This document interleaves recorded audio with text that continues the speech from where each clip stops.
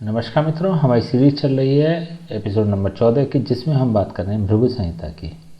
भृगु संहिता के अंतर्गत आज हम बात करने जा रहे हैं मकर लग्न के पंचम भाव में यदि सूर्य स्थित हो तो उसके क्या फलादेश होंगे।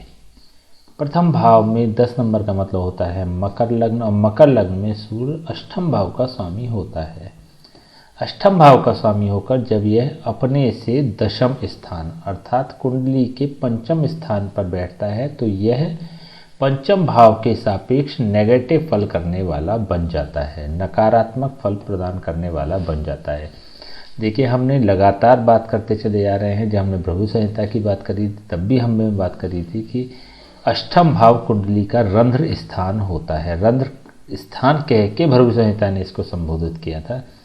और रंध्र स्थान का स्वामी होकर, कुंडली के सबसे अशुभतम भाव का स्वामी होकर जब यह अपने से दशम भाव अर्थात कुंडली के पंचम भाव में स्थित होता है तो यह पंचम भाव को पूर्ण रूप से प्रभावित करने वाला बन जाता है, नकारात्मक फल पंचम भाव को प्रदान करने वाला बन जाता है।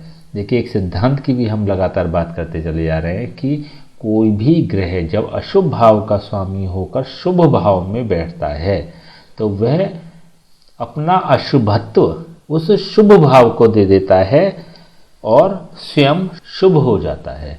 इट मीन्स कि जब अशुभ भाव का स्वामी पंचम भाव में बैठेगा तो पंचम भाव को तो दूषित कर देगा, लेकिन स्वयं सूर्य शुभ हो जाएगा।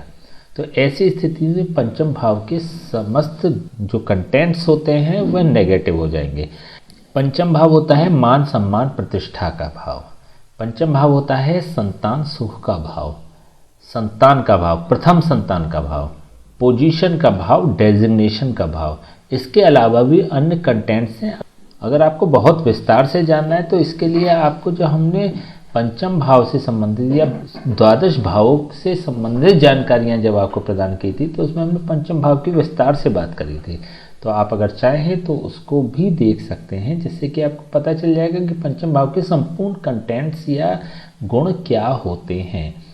अभी अगर हम संतान सुख की बात करें या मान प्रतिष्ठा सम्मान की बात करें या डेजिग्नेशन की बात करें या पोजीशन की बात करें तो इन सब की हानि करने वाला सूर्य बन जाता है, इन सब से संबंधित परेशानी उत्पन्न करने वाला बन जाता है। देखिए, अष्टम भाव का स्वामी होता है मारक स्थान, मारक ग्रह, और जब यह पंचम भाव में बैठता है, देखिए सूर्य की भी जब हमने बात करी थी तब भी हमने बात करी थी कि सूर्य एक विध्वंसकारी ग्रहों में इसकी गिनती होती है और अष्टम भाव भी विध्वंसकारी भाव होता है। इसका स्वामी जो होता है अपने आप में विध्वंसकारी और पृथकतावादी भाव होता है, तो यह पृथक करने का प्रयास करता है। तो ये जो हम कॉम्बिनेशन देख रहे हैं ये बिल्कुल भी शुभ नहीं होता पंचम भाव के सापेक्ष अगर बात करें तो पंचम भाव से संबंधित जितनी भी चीज़ें हैं जो हमने बात करी है और जो और भी हैं वो सभी नेगेटिव हो जाएंगी, वो परेशानी उत्पन्न करने वाली हो जाएंगी। पंचम भाव से सीधी दृष्टि सूर्य की 11th हाउस पे है। यहाँ पर हम बात कर चुके हैं। देखिए कि अष्टम भाव का स्वामी जब पंचम भाव में बैठेगा तो ये पंचम भाव को दूषित करेगा, लेकिन सूर्य स्वयं शुभ हो जाएगा। लेकिन यहाँ पर सूर्य अपने शत्रु की राशि में शुभ होने के साथ साथ यह कमजोर भी होगा। तो ऐसी स्थिति में जब यह 11th हाउस पे दृष्टि देगा तो पॉजिटिव तो करेगा, लाभ प्रदान तो करेगा, शुभ तो होगा, लेकिन बहुत पावर के साथ नहीं कर पाएगा। लेकिन फिर भी एकादश भाव में लाभ की स्थिति क्रिएट करेगा, जनरेट करेगा, व्यक्ति को धन संबंधी लाभ प्रदान करने वाला होगा, बड़े भाई से सहयोग प्रदान करने वाला होगा। बड़े भाई का सहयोग भी इन लोगों को मिलता है, बड़ी बहन का सहयोग मिलता है। तो 11th हाउस से संबंधित जो भी अन्य कंटेंट्स भी होते हैं उसमें भी लाभ दिलाने वाला ये बन जाता है। देखिए, एक कंपटीशन एग्ज़ाम्स का भी लाभ जो होता है वो 11th हाउस से देखा जाता है। कंपटीशन भाव जो होता है वो होता है छठा भाव, और भावात भावम नियम के अनुसार छठे से छठा भी कंपटीशन भाव का प्रबल कारक बन जाता है। तो ऐसी स्थिति में कंपटीशन से संबंधित जो चीज़ें हैं उसमें सूर्य सफलता प्रदान करने वाला बन जाता है। लेकिन जो डेजिग्नेशन होगी, जो पोजीशन होगी, जो पद होगा, वह इनके अकॉर्डिंग ज़्यादा बढ़िया नहीं होगा या इन्हें पूर्ण संतुष्टि प्रदान करने वाला नहीं बन पाएगा। सूर्य होता है नवम भाव का कारक, दशम भाव का कारक और लग्न भाव का कारक। नवम भाव के यदि हम सापेक्ष देखें तो यह सूर्य अपने भाव से नवम भाव पर है। नवम भाव का कारक जब अपने से नवम भाव पे होता है तो नवम भाव के जो कंटेंट्स है उसको बढ़ा देने वाला होता है, उसके प्रभाव को बढ़ा देने वाला होता है। नवम भाव के जो कंटेंट्स है वह है कम परिश्रम में अधिक सफलता, क्योंकि ये भाग्य स्थान होता है, ये धर्म का स्थान होता है, धर्म से संबंधित भी व्यक्ति को रुझान पैदा करता है। छोटी यात्राओं का भी कारक होता है, धार्मिक यात्राओं का भी कारक होता है। तो धार्मिक यात्रा भी ये लोग करते हैं और धर्म के प्रति इनकी आस्था भी होती है, डेडिकेशन होता है बेसिकली धर्म के प्रति। और नवम भाव क्योंकि भाग्य स्थान है तो भाग्य के मामले में भी यह लोग बुलंद तकदीर वाले होते हैं। इट मीन्स कि सफलता तो जीवन में मिलती रहेंगी, जैसा कि हमने अभी प्रिडिक्ट किया था 11th हाउस पर दृष्टि के कारण इनकी जो सफलता का ये कारक बन रहा है। इसी तरह से नवम भाव के सापेक्ष भी देखें तो कम मेहनत में ज़्यादा सफलता, प्रबल सफलता मिलने का कारक ये बन जाता है। दशम भाव के सापेक्ष यदि देखें तो यह अपने से अष्टम भाव पर है। अष्टम भाव अगेन जैसे हम बात करते चले आ रहे हैं कि मृत्यु भाव होता है, मारक भाव होता है, रंध्र स्थान होता है। दशम भाव का जब कारक पंचम भाव में बैठता है तो दशम भाव के सापेक्ष अच्छे रिजल्ट्स प्रदान करने वाला नहीं बनता है। तो इसका मतलब यह अपनी प्रोफेशनल लाइफ में संघर्ष करते हैं, संघर्ष करते देखे गए हैं। तो ऐसे में सूर्य जो हमने सूचना अभी यहाँ पर दे रहे हैं कि पंचम भाव के सापेक्ष ये अच्छी पोजीशन नहीं है, उसी तरह से दशम भाव के सापेक्ष भी ये अच्छी पोजीशन नहीं है। तो डेजिग्नेशन के मामले में, पद मान प्रतिष्ठा के मामले में यह सूर्य अच्छे फल नहीं देगा। लग्न भाव के यदि सापेक्ष हम देखते हैं तो यह सूर्य अपने भाव से पंचम भाव पर स्थित है। ये एक शुभ भाव होता है, ये शुभ स्थिति होती है। तो ऐसे में यह लग्न को शुभता प्रदान करने वाला बन जाता है। तो इसका मतलब ये होगा सूर्य से संबंधित जो कंटेंट्स होते हैं उसको लग्न को प्राप्ति उसकी हो जाएगी, प्रभावशाली व्यक्तित्व होगा, डोमिनेंट नेचर होगा। इट मीन्स शासनात्मक ऐसे लोगों की प्रवृत्ति होती है, शासन करने का इनको शौक होता है, शासन करने की इच्छा होती है।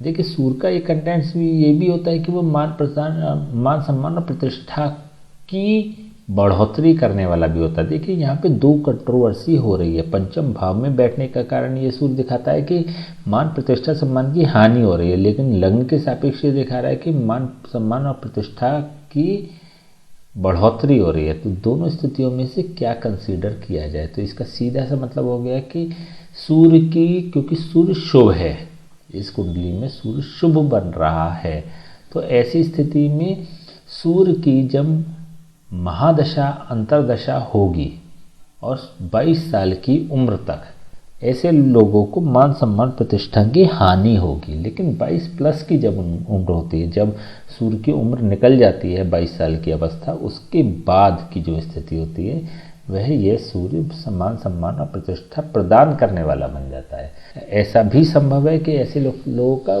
कुछ राजनीतिक परिप्रेक्ष्य में भी अच्छे लिंक हों या अच्छे लाभ ये प्राप्त कर सकें। यदि हम अवॉइड कर दें सूर्य की महादशा, अंतरदशा और सूर्य के वर्ष, तो यह सूर्य शुभ फल प्रदान करने वाला बनेगा। चलिए हम इसके उपाय की बात कर लेते हैं। सूर्य पंचम भाव में और अष्टम भाव का जब स्वामी होता है, पंचम भाव में बैठने के कारण ये बहुत शुभ फल नहीं प्रदान करता, पंचम भाव के सारे कंटेंट्स को नेगेटिव करने का प्रयास करता है, विशेष रूप से 22 साल की उम्र तक और सूर्य की महादशा और अंतरदशा में। इसके अलावा भी जीवन भर इसके कुछ न कुछ इफ़ेक्ट्स तो रहते ही हैं। देखिए विशेष इफ़ेक्ट्स उस समय में रहेंगे, लेकिन फिर भी थोड़े बहुत इफ़ेक्ट्स चलते रहेंगे। जैसे लग्न के सापेक्ष भी हमने बात करें तो मान सम्मान प्रतिष्ठा तो बढ़ाएगा, लेकिन होता क्या है कि जैसे कुछ ऐसे भी लोग होते हैं कि जो फेमस होते हैं, उनका नाम होता है, उनका रुतबा होता है, लेकिन फिर भी लोग उनको पसंद नहीं करते। तो इस तरह का व्यक्तित्व भी यह सूर्य दिखा देता है। तो ऐसी स्थिति में दो स्थितियां हो सकती हैं, दो उपाय हो सकते हैं। पहला उपाय हो सकता है किसी ब्राह्मण से इसकी जाप और हवन कराए जाए, जिससे कि यह इसकी नकारात्मक जो स्थिति है वो खत्म होगी और सकारात्मक जो ऊर्जा है वो प्रभावशाली होगी, प्रभावित करने वाली होगी और पॉजिटिव जो स्थिति है, जो सकारात्मक जो इसकी ऊर्जा है वो व्यक्ति को लाभान्वित करने वाली हो जाएगी। दूसरी में क्या कर सकते हैं हम कि इसका सीधे सीधे दान कर सकते हैं। सूर्य का दान कर दिया जाए। सूर्य का दान विशेष रूप से मंदिर में या मंदिर के पास, मंदिर के अंदर प्रवेश करके ना करें, मंदिर के बाहर से ही पुजारी जी को दे सकते हैं। इसका दान भी हो जाएगा और ये 9th हाउस को क्लिक भी नहीं करेगा। तो विशेष रूप से ध्यान रखें, क्योंकि सूर्य एक सात्विक ग्रह है, तो मंदिर या मंदिर के परिसर में या मंदिर के प्रांगण में आप दे सकते हैं, लेकिन मेन मंदिर में या मेन मंदिर में अंदर प्रवेश करके न दें तो ज़्यादा बेहतर। मंदिर के बाहर से सूर्य का उपाय या गेहूँ प्रदान किए जा सकते। स्वयं मंदिर में प्रवेश न करें जिस समय गेहूँ आपके पास हो। विशेष रूप से ध्यान रखना है, गेहूँ के साथ प्रवेश नहीं करना है आपको मंदिर में। गेहूँ दान करने के बाद किसी ब्राह्मण को, देखिए ये जो सूर्य के दान होते हैं ना, ये भिखारी को नहीं होते हैं या फिर मेहतर को नहीं होते हैं, क्योंकि सात्विक होता है तो सात्विक ब्राह्मण को ही प्रदान करने चाहिए या पुजारी को ही प्रदान कर देने चाहिए। तो इसका विशेष ध्यान रखना चाहिए। तो ये 2 उपाय आपको कर लेने चाहिए, जिससे कि चीज़ें बेहतर हो जाएंगी। इसके अलावा अन्य कोई उपाय बहुत ज़्यादा प्रभावशाली होगा नहीं। ठीक है, तो आज हमने बात करी मकर लग्न के 5वें भाव में यदि सूर्य स्थित हो तो उसके क्या फलादेश होंगे। नेक्स्ट वीडियो में बात करेंगे मकर लग्न के 6वें भाव में यदि सूर्य स्थित हो तो उसके क्या फलादेश होंगे। तब तक के लिए हमें आज्ञा दीजिए। नमस्कार।